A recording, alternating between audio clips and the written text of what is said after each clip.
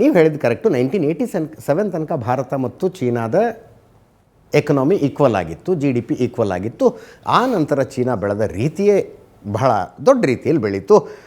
ಚೀನಾವನ್ನು ಹಿಂದಿಕ್ಕುವ ರೀತಿಯಲ್ಲಿ ಮುನ್ನಡೀತಾ ಇದ್ದೀವಿ. ನಮ್ಮ ಜೀವಿತಾವಧಿಯಲ್ಲಿ ಅದಾದರೆ ನಾವು ಭಾಗ್ಯವಂತರು ಅಂತ ಅನ್ಕೊಳ್ಳೋಣ. ಒಂದು ನಿಮಿಷ ಅಲ್ಲ, ಒಂದು ನಿಮಿಷ.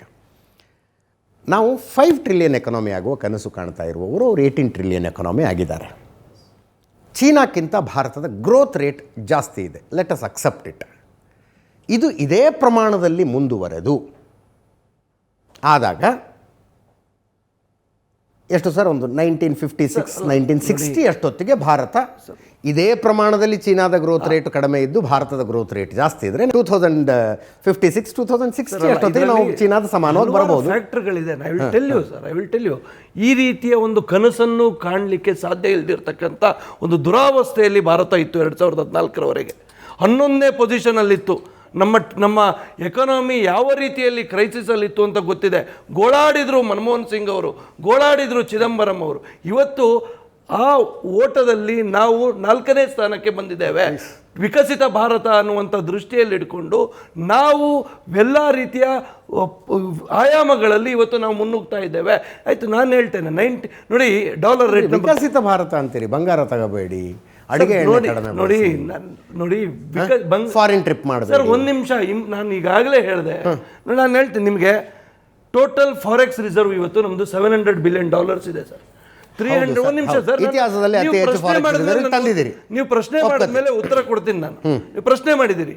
$300 ಬಿಲಿಯನ್ ಫಾರೆಕ್ಸ್ ರಿಸರ್ವ್ 12 ವರ್ಷಗಳಲ್ಲಿ $700 ಬಿಲಿಯನ್ ಇವತ್ತು ಭಾರತೀಯ ಜನತಾ ಪಾರ್ಟಿಯ ಸರ್ಕಾರ ತಂದಿದೆ. ಇವತ್ತು ಈ ಕಾರಣಾಂತರಗಳಿಂದ ಕಳೆದ 3 ತಿಂಗಳಲ್ಲಿ ಇದೊಂದು $15 ಬಿಲಿಯನ್ ಕಡಿಮೆ ಆಗಿದೆ. ಈ ಕಡಿಮೆ ಆಗಿರ್ತಕ್ಕಂಥ ಸಂದರ್ಭ ಒಳ್ಳೇದೇನೇನಾಗಿದೆಯೋ ನಾವು ಮಾಡಿದ್ದೀವಿ, ಕೆಟ್ಟದ್ದೇನೇನಾಗಿದೆಯೋ ಗ್ಲೋಬಲ್ ಸಿಚುವೇಶನ್ನಿಂದ ಆಗ್ತಾ ಇದೆ ಸರ್. ಈ ದೇಶಕ್ಕೆ ಒಳ್ಳೇದಾಗಿದ್ರೆ ಅದು ಭಾರತೀಯ ಜನತಾ ಪಾರ್ಟಿಯ ಸರ್ಕಾರದಿಂದಲೇ ಆಗಿರುವಂಥದ್ದು. ಇದನ್ನು ನಾನು ಅದೇ ಆತ್ಮವಿಶ್ವಾಸದಿಂದ ಹೇಳ್ತಾ ಇದ್ದೇನೆ. ಆದರೆ ಆ ರೀತಿಯ ಒಂದು ಯೋಚನೆ ಕೂಡ ಕಾಂಗ್ರೆಸ್ ಪಾರ್ಟಿ ಮಾಡದೇ ಇದ್ದ ಕಾರಣಕ್ಕೆ 2014ನೇ ಇಸ್ವಿಯವರೆಗೆ ಭಾರತ ಹಿಂದ್ಬೀಳುವಂತಾಯಿತು. ಇದು ನಾನು ಹೇಳ್ತಕ್ಕಂಥ ಸಾರಾಂಶ. ಬೇರೆ ಬೇರೆ ಪ್ರಜಾಪ್ರಭುತ್ವ ಇರುವ ದೇಶಗಳಲ್ಲಿ ಶರಂಪರ ಕಿತ್ತಾಡ್ಕೊಳ್ತಾರೆ ಅವರು, ಆಡಳಿತ ಪಕ್ಷದವರು, ವಿರೋಧ ಪಕ್ಷದವರು. ಬಟ್ ಒಂದು ಕ್ರೈಸಿಸ್ ಸಿಚುವೇಶನ್ ಅಂತ ಬಂದ ತಕ್ಷಣ ವಿಪಕ್ಷಗಳು ಎದ್ದು ನಿಂತ್ಕೊಂಡು ಆಡಳಿತ ಪಕ್ಷವನ್ನು ಬೆಂಬಲಿಸುವ ರೀತಿ ನೋಡಿದ್ರೆ ಅಲ್ಲಿ ನಿಜವಾಗ್ಲೂ ಮೆಚ್ಚುಗೆ ಅನ್ಸುತ್ತೆ ನನಗೆ. ಬೇರೆ ಬೇರೆ ದೇಶಗಳಲ್ಲಿ ಹಾಗೆ ನೀವು ಮಾಡೇ ಇಲ್ಲ ಅಂತ ಹೇಳ್ತಾ ಇಲ್ಲ ನಾನು. ಪಹಲ್ಗಾಮ್ ಅಟ್ಯಾಕ್ ಆಯ್ತಪ್ಪ. ಪಹಲ್ಗಾಮ್ ಅಟ್ಯಾಕ್ ನಂತರ ಈ ದೇಶದ ವಿಪಕ್ಷಗಳು ಆಡಳಿತ ಪಕ್ಷದ ಪರವಾಗಿ ನಿಂತ್ಕೊಂಡಂಥ, ಸರ್ಕಾರದ ಜೊತೆಗೆ ನಿಂತ್ಕೊಂಡು, ಪಕ್ಷದ ಪರವಾಗಿ ಅನ್ನೋದು ಬೇಡ, ಸರ್ಕಾರದ ಪರವಾಗಿ ನಿಂತ್ಕೊಂಡಂಥ ರೀತಿ ನಾನು ನಿಜವಾಗ್ಲೂ ಮೆಚ್ಕೊಂಡೆ. ಒಂದು ಸರ್ವ ಪಕ್ಷಗಳ ಸಭೆ ಆದರೆ ನೀವು ಕೇಂದ್ರ ಸರ್ಕಾರ ಏನು ಕ್ರಮ ಕೈಗೊಳ್ಳುತ್ತೋ ಅದಕ್ಕೆ ನಾವು ಬೆಂಬಲವಾಗಿ ನಿಲ್ತೀವಿ, ಇದಕ್ಕೆ ಕಠಿಣ ಶಿಕ್ಷೆ ಆಗಬೇಕು ಅಂದರು. ಕೇಂದ್ರ ಸರ್ಕಾರ ಒಂದು ಸರ್ವ ಪಕ್ಷಗಳ ನಿಯೋಗವನ್ನು ಬೇರೆ ಬೇರೆ ದೇಶಗಳಿಗೆ ಕಳಿಸೋ ವ್ಯವಸ್ಥೆ ಮಾಡಿದ್ರೆ ಇವರು ಆಡಳಿತ ಪಕ್ಷದ ಸದಸ್ಯರು ಏನೂ ಅಲ್ಲ ರೀ, ವಿಪಕ್ಷಗಳಿಗೆ ಕನ್ನಿಮೋಳಿ ಥರದವರು, ಅಸಾದುದ್ದೀನ್ ಓವೈಸಿ ಥರದವರು, ನಿಮ್ಮ ಪಕ್ಷದಿಂದ ಶಶಿ ಥರೂರ್ ಥರದವರು, ಅದು ಹೆಂಗೆ ದೇಶವನ್ನು ಡಿಫೆಂಡ್ ಮಾಡಿಕೊಟ್ರು ನೋಡೋದು ಖುಷಿ ಆಗ್ತಿತ್ತು. ಈಗ ಅದಕ್ಕಿಂತಲೂ ದುರಿತ ಕಾಲ ಬಂದು ಒದಗಿರುವ ಸಂದರ್ಭದಲ್ಲಿ ನೋಡೋಣ BJP ಅವ್ರು ಎಷ್ಟು ಕಡಿಮೆ ಬಳಸ್ತಾರೋ, ನೋಡೋಣ ಮೋದಿಯವ್ರು ಏನು ಫಾರಿನ್ ಟ್ರಿಪ್ ಕ್ಯಾನ್ಸಲ್ ಮಾಡ್ತಾರೋ. ನೀವು ಚಕಡೀಲಿ ಓಡಾಡೋದಿದ್ದರೆ BJP ಅವ್ರು ಓಡಾಡಲಿ. ನನಗೆ ಯಾರು BK ಹರಿಪ್ರಸಾದ್ ಅವರು, ಸಗಣಿ ಭಕ್ತರು ಗೋಮೂತ್ರ ಸಗಣಿ ತಿನ್ಕೊಂಡು ಬದುಕ್ತಾರೆ ರೀ, ಉಳಿದವ್ರು ಯಾಕೆ ಏನು ಮಾಡಬೇಕು ಅಂತಂದರು. ಈ ಲೆವೆಲ್ಗ ರಾಜಕಾರಣ ಹೇಳ ಸರ್. ಹೇಳಿ ಸರ್. ತಾವು ಭಾಳ ಚೆನ್ನಾಗಿ ಹೇಳಿದರೆ ಏನು ಅಂತಂದರೆ, ಆ ದೇಶಕ್ಕೆ ಸಂಕಷ್ಟ ಬಂದ ಸಂದರ್ಭದಲ್ಲಿ ವಿರೋಧ ಪಕ್ಷಗಳು ಎಷ್ಟು ಚೆನ್ನಾಗಿ ನಿಂತ್ಕೊಂಡ್ವು. ಹೌದು, ಪಹಲ್ಗಾಮ್ ದಾಳಿ ಆದ ಸಂದರ್ಭದಲ್ಲಿ ಕಾಂಗ್ರೆಸ್ ಎಷ್ಟು ಚೆನ್ನಾಗಿ ನಿಂತ್ಕೊಳ್ತು, ಬೇರೆ ಇತರೆ ಎಲ್ಲ ವಿರೋಧ ಪಕ್ಷಗಳು ಎಷ್ಟು ಚೆನ್ನಾಗಿ ಇವ್ರ ಜೊತೆ ನಿಂತ್ಕೊಳ್ತು. ಆದರೆ ಒಂದು ಸರ್ತಿ ಇತಿಹಾಸ ನೋಡಿ ಸರ್, ತಾಜ್ ಅಟ್ಯಾಕ್ ಆದಾಗ ನರೇಂದ್ರ ಮೋದಿ ಅವರು ಎಷ್ಟು ಕೆಟ್ಟದಾಗಿ ನಡ್ಕೊಂಡ್ರು. ಅವತ್ತು ನಾವು ಈ ಸರ್ಕಾರದ ಜೊತೆಗೆ ನಿಂತ್ಕೊಳ್ತೀವಿ ಅನ್ನೋ ಒಂದು ಮಾತು ಹೇಳಲೇ ಇಲ್ಲ ಅವರು. ಅವತ್ತು ಅವರ ಮಾತು ಹೇಳಲಿಲ್ಲ. ಸರ್ಕಾರದ ವಿರುದ್ಧ ಷಡ್ಯಂತ್ರಗಳನ್ನು ರೂಪಿಸಿ ಇದಕ್ಕೆ ಏನೇನು ಬಂದರು. ತಾಜ್ ಅಟ್ಯಾಕ್ ಆದಾಗ ಬಂದು ಪ್ರೆಸ್ ಮೀಟ್ ಮಾಡಿದ್ರು, ಈ ಸರ್ಕಾರ ದುರ್ಬಲವಾದ ಸರ್ಕಾರ ಅಂತ ಪ್ರೆಸ್ ಮೀಟ್ ಮಾಡಿದ್ರು. ಮನಮೋಹನ್ ಸಿಂಗರನ್ನ ವೈಯಕ್ತಿಕವಾಗಿ ಟೀಕೆ ಮಾಡಿದ್ರು. ಮನಮೋಹನ್ ಸಿಂಗ್ ರೈನ್ ಕೋಟ್ ಹಾಕೊಂಡು ಸ್ನಾನ ಮಾಡ್ತಾರೆ ಅಂತ ಹೇಳಿ ಅವರ ಭಾಷಣಗಳಲ್ಲಿ ಹೀನಾಮಾನವಾಗಿ ಮಾತನಾಡಿದ್ರು. ಆದರೆ ಅದಕ್ಕೂ ಸಂಬಂಧ ಇರಲಿಲ್ಲ ಸರ್. ಒಂದು ನಿಮಿಷ, ಇಲ್ಲ ನಾನು ಹೇಳ್ತೀನಿ ಸರ್. ತಾಜ್ ಅಟ್ಯಾಕ್ ಆದ ನಂತರ ಇದೇ ಪ್ರಧಾನಮಂತ್ರಿ ಮನಮೋಹನ್ ಸಿಂಗ್ ಅವರು, ಇಫ್ ಐ ಆಮ್ ರೈಟ್, ಅವರು ಬಹುಶಃ ಮಹಾರಾಷ್ಟ್ರಕ್ಕೆ ಬಂದು ಪ್ರೆಸ್ ಮೀಟ್ ಮಾಡಿದರು. ನಾನು ಹೇಳ್ತೀನಿ ಸರ್, ಅವತ್ತವರು ಗುಜರಾತಿನ ಮುಖ್ಯಮಂತ್ರಿ ಆಗಿದ್ದರು. ಆದರೆ ಚುನಾವಣೆಗೋಸ್ಕರ, ತಮ್ಮ ರಾಜಕೀಯ ಲಾಭಕ್ಕೋಸ್ಕರ ಈ ಸರ್ಕಾರವನ್ನು ಭಾಳ ಕಟು ರೀತಿಯಲ್ಲಿ ಟೀಕೆ ಮಾಡಿದರು. ಅವತ್ತು ಅವರು ಕಾಂಗ್ರೆಸ್ ಸರ್ಕಾರದ ಪರವಾಗಿ ಆಗಲಿ ಮನಮೋಹನ್ ಸಿಂಗ್ ಸರ್ಕಾರದ ಪರವಾಗಿ ನಿಂತ್ಕೊಳ್ಳಿಲ್ಲ. ನಾವೇನು ಮಾಡಿದ್ವಿ, ಇವರು ಭಾರತ ದೇಶದಲ್ಲಿ ಇಂಥದ್ದೊಂದು ಅಟ್ಯಾಕ್ ಆದಾಗ ನೀವು ತೀರ್ಮಾನ ತಗೊಳ್ಳಿ, ನಾವು ಇಡೀ ದೇಶ ಒಟ್ಟಾಗಿ ನಿಮ್ಮ ಜೊತೆ ನಿಲ್ತೀವಿ ಅಂದ್ರಿ. ಆದ್ರೆ ಈ ರೀತಿಯಾದಂತಹ ಸಣ್ಣತನವನ್ನ ಅವ್ರು ಪ್ರದರ್ಶನ ಮಾಡಿದ್ರು. ಅರ್ಥ ಪ್ರಶ್ನೆಗಳನ್ನು ಕೇಳದೇ ಇರುವುದಲ್ಲ.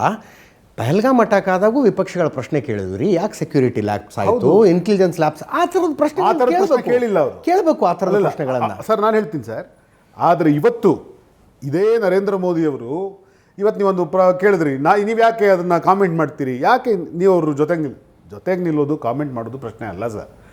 ಭಾಳ ಮುಖ್ಯವಾಗಿ ಈ ದೇಶದ ಆರ್ಥಿಕ ಪರಿಸ್ಥಿತಿ ಬಗ್ಗೆ ವಿಕಾಸ್ ಪುತ್ತೂರ್ ಅವರು ಭಾಳ ಸಲ ಭಾರತ ದೇಶದ ಆರ್ಥಿಕ ಪರಿಸ್ಥಿತಿ ಫೋರೆನ್ಸಿಕ್ಕು ಎಲ್ಲ ಹೇಳ್ತಾ ಇದ್ದಾರೆ. ಆದರೆ ನಾನು ಕೇಳೋದು ಇಷ್ಟೇ, ಈ ದೇಶದ ಸಾಲ ಅವರಾಗಲೇ ನಾವು ಇವ್ರು ಮಾಡಿದ ಸಾಲ ಎಲ್ಲ ನಾವು ತೀರಿಸಿದ್ವಿ, ಬಾಂಡ್ಗಳನ್ನೆಲ್ಲ ಇವ್ರು ತೆಗೆದಿಟ್ಟರು ನಾವು ತೀರಿಸಿದ್ವಿ ಅಂತ ಕತೆ ಹೇಳ್ತಿರಲ್ಲ, ಅದಕ್ಕೆ ಹೇಳ್ತಾ ಇದ್ದೀನಿ. ಮನಮೋಹನ್ ಸಿಂಗ್ ದೇಶದ ಚುಕ್ಕಾಣಿಯಿಂದ ಕೆಳಗಡೆ ಇಳಿಬೇಕಾದ್ರೆ 54 ಲಕ್ಷ ಕೋಟಿ ಭಾರತ ದೇಶದ ಸಾಲ. ಆದರೆ ಇವತ್ತು ಮೋದಿಯವರು ಈ ದೇಶವನ್ನು ಆಳ್ತಿರುವ ಕಾಲಕ್ಕೆ ಸುಮಾರು 215 ಲಕ್ಷ ಕೋಟಿ ಸಾಲ ಆಗಿದೆ. 215 ಲಕ್ಷ ಕೋಟಿ ಸಾಲ ಎಲ್ಲಿ, 54 ಲಕ್ಷ ಕೋಟಿ ಸಾಲ ಮನಮೋಹನ್ ಸಿಂಗ್ ಮಾಡಿದ್ದಲ್ಲ, ವಾಜಪೇಯಿ ಅವರು ಮಾಡಿದ್ರು, ಭಾರತವನ್ನು ಅಲ್ಲಿವರೆಗೆ ಆಳದಂಥ ಎಲ್ಲ ಸರ್ಕಾರಗಳು ಮಾಡಿದ್ವು. ಇವರು ಹೇಳಿದ್ರು ಏನು ಅಂತಂದರೆ, ಎಲ್ಲ ಭಾರತದಲ್ಲಿ ಏನೇನು ಅಭಿವೃದ್ಧಿ ಅಂತ ಆಗಿದೆಯೋ, ಏನೇನು ಒಳ್ಳೆಯದು ಅಂತ ಆಗಿದೆಯೋ ಅದು BJPಯಿಂದ ಮಾತ್ರ, ಕಾಂಗ್ರೆಸ್ನವರಿಂದ ಅಥವಾ ಇತರರಿಂದ ಬೇರೆ ಏನೂ ಆಗಲಿಲ್ಲ ಅಂತ. ಆದರೆ ನಾನು ಕೇಳಲಿಕ್ಕೆ ಬಯಸ್ತೀನಿ ಸರ್, ನೀವು ಕಟ್ಟಿದ ಒಂದು ಡ್ಯಾಮ್ ಹೆಸರು ಹೇಳಿ. ಈ ದೇಶದಲ್ಲಿ ನಾವು ಕಟ್ಟಿರುವಂಥ 100 ಡ್ಯಾಮ್ಗಳ ಹೆಸರು ಹೇಳ್ತೀವಿ. ನೀವು ಕಟ್ಟಿರುವಂಥ ವಿಶ್ವವಿದ್ಯಾಲಯಗಳ ಹೆಸರು ಹೇಳಿ. ನಾವು ಈ ದೇಶದಲ್ಲಿ 400ಕ್ಕೂ ಹೆಚ್ಚು ವಿಶ್ವವಿದ್ಯಾಲಯಗಳನ್ನು ಕಟ್ಟಿದ್ದೀವಿ. ನೀವು ಈ ದೇಶದಲ್ಲಿ ಮಾಡಿರುವಂಥ ರಸ್ತೆಯ ಉದ್ದ ಅಳತೆಗಳನ್ನು ಹೇಳಿ. ನಾವು ಮಾಡಿದ್ದೀವಿ. ನಾವು ಯಾವುದೇ ಟೋಲುಗಳಿಲ್ಲದೆ ಈ ದೇಶದೊಳಗಡೆ ಎಷ್ಟು ಸಾವಿರ ಲಕ್ಷ ಕಿಲೋಮೀಟರ್ ರಸ್ತೆಗಳನ್ನು ಮಾಡಿದ್ದಾರೆ, ರೈಲ್ವೆ ಲೇನ್ಗಳನ್ನು ಮಾಡಿದ್ದಾರೆ. ಯಾವ ಪರಿಸ್ಥಿತಿಯಿಂದ ಭಾರತವನ್ನು ಕಟ್ಟಿದ್ದಾರೆ, ಈ ದೇಶದ ಕೃಷಿ ಯಾವ ವ್ಯವಸ್ಥೆ ಒಳಗಡೆ ಇತ್ತು, ಯಾವ ರೀತಿಗೆ ಅಭಿವೃದ್ಧಿ ಆಗಿದೆ. ನಾಸಾಗೆ ಕಾಂಪೀಟ್ ಮಾಡುವಂತ ಇಸ್ರೋವನ್ನ ಕಟ್ಟಿದ್ದೀವಿ. ಇಬ್ಬರಿಗೂ ಒಂದು ಸಲಹೆ,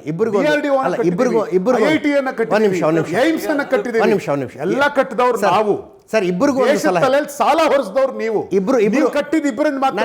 ನನ್ನ ಯುವ ಮಿತ್ರರಿಗೆ ಇನ್ನೊಂದು ನೀವು ಈ ದೇಶವನ್ನು ಕಟ್ಟಲಿಲ್ಲ ಸರ್.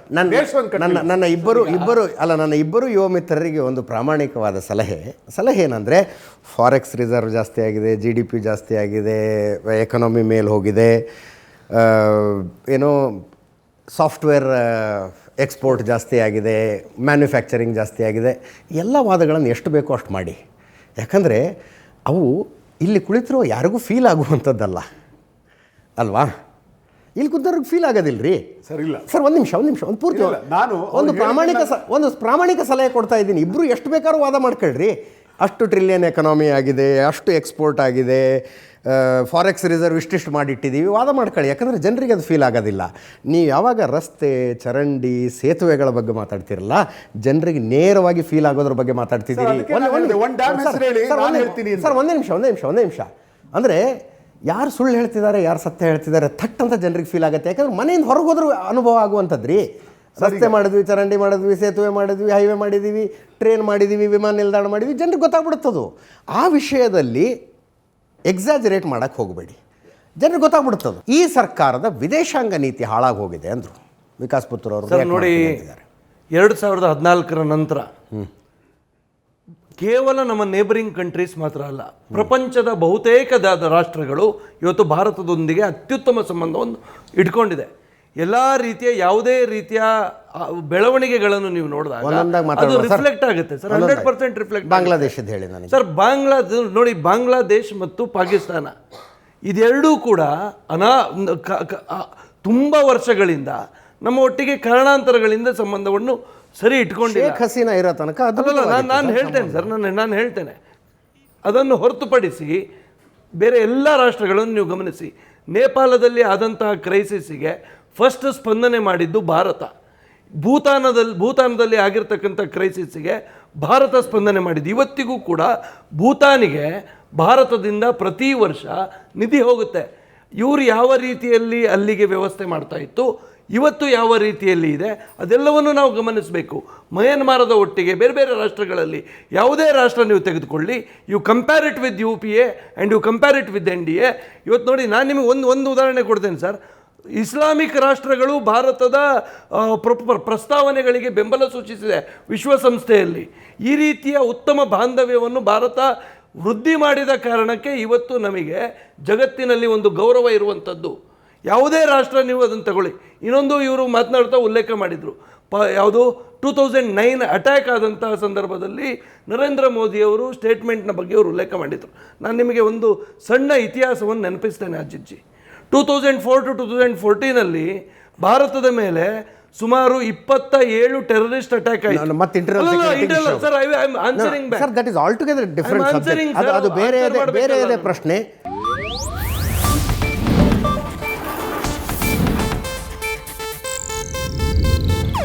ಇದು ಏಷ್ಯಾನೆಟ್ ನ್ಯೂಸ್ ನೆಟ್ವರ್ಕ್ ಪ್ರಸ್ತುತಿ.